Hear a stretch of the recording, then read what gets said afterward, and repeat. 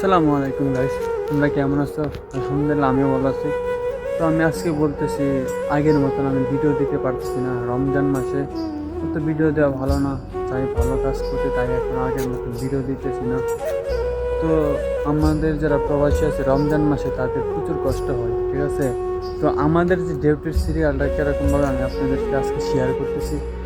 প্রতিদিন তো ভিডিও দিতেছি, ডিউটি করতেছি, এই করতেছি, কিন্তু এটা সিরিয়ালটা তো আপনাকে এখনো বলিনি। তো আজকে আমি সিরিয়ালটা বলতেছি। আমাদের ডিউটি কয়টা থেকে কয়টার মধ্যে আমাদের ডিউটি করতে হয়।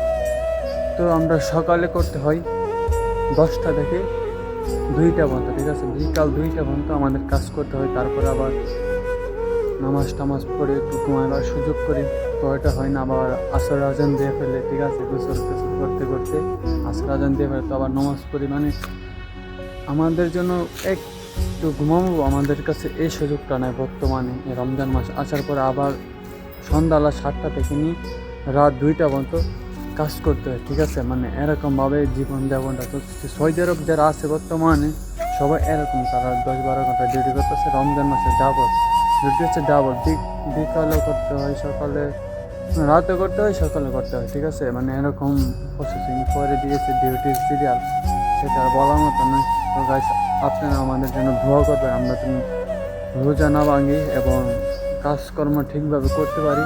এটা আপনারা একটু আমাদের জন্য দোয়া করবেন। আসসালামু আলাইকুম।